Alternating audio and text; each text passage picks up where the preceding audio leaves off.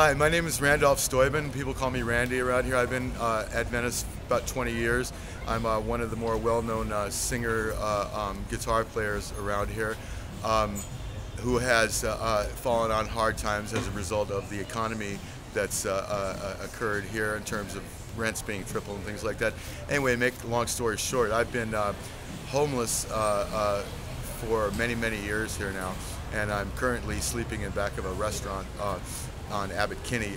When I first found out that I was the brother-in-law to the heiress of the Annenberg fortune, I was sleeping in the parking garage of the UCLA Neurology Department. I was, at that time, I'm one of the working homeless here, so I was on my security shift at Windward Farms just up the street here when my friend Eileen came by with a message from home from Florida that this woman had left a telephone number and for me to call, and it was the Hamptons in New York. So then I called, and this woman identified herself as my sister-in-law, and her name is Dana Hammond Stubkin, and my last name is Randolph Stubkin. Now, it turns out that she, before I even found out that she was in Annenberg, we had a whole telephone conversation in which my brother, my half-brother that she's married to, who I've never spoken to, was also on the line, and my father, who abandoned me when I was 2 and disappeared into South Africa, into Pretoria, and we hadn't heard from him until I was 30 years old, and we went looking for him. He happened to also be in the room. His first time in America in about 40 years or so. Anyway, when I was 2, my father divorced my mom and married the woman that he had been with at that time. And then they had 2 kids, Patrick and Sabina. And so my life went on. You know, I made a telephone call to him once, and it didn't turn out too good. And then I got this call, and I made this call, and so she answered the phone, and then I told him what I had going. I have 2,000 digital images that I painted. I have a 2,000-piece portfolio of artwork, and this is before I knew that they were Annenbergs or anything. And I told him I was struggling to try to get that published and going, so then they asked me where I was living, and I said nowhere. And I didn't get any kind of offer of help, but I want to make it clear right now, the Annenbergs don't owe me anything. They, if anything, this woman was probably trying to help me in some way by contacting me, because when I got on the phone, neither my father nor my half-brother knew that she had done this, had made the call, and it was a surprise to both of them. And so my father has never asked how I was doing or never sent any financial support since I'm 2 years old. And he's the father-in-law to the heiress of the Annenberg fortune. He lives in a gated, secluded community in Pretoria, South Africa, Waterkloof Ridge. His name is Hans-Jörg Stubkin.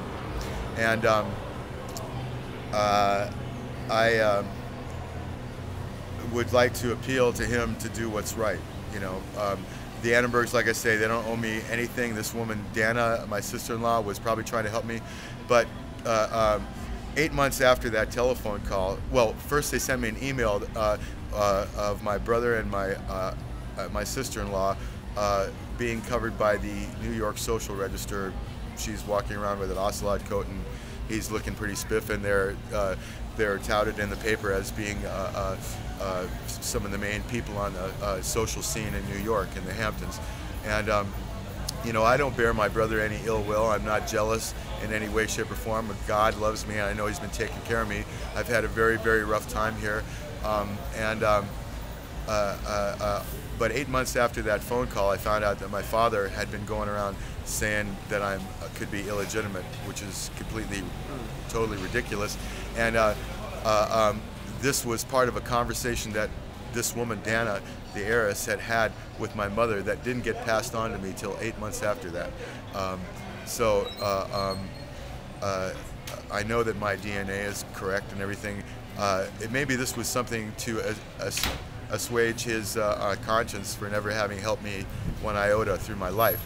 But I am an artist that has a very large portfolio. I'm struggling to get it out there. It's very worthy of the public's attention. I'm a very good singer and guitar player, and I'm well known for that. And I hope to. I'm currently pitching a fake reality show. I don't want to go into it too much, you know, but I've got a few irons in the fire. But I'm living outside. I'm living off of GR, so I don't know what else to say about that other than, you know, I hope that this gets to the right people, and that you know, I can get some help here. I'm not asking for a handout. You know, I have artwork. I need to get it out there. I don't have the means to do so, you know, and so that's it. You know, they don't owe me anything, but I hope that my father hears about this and decides to do what's right. You know. So anyway, that's kind of what I have to say.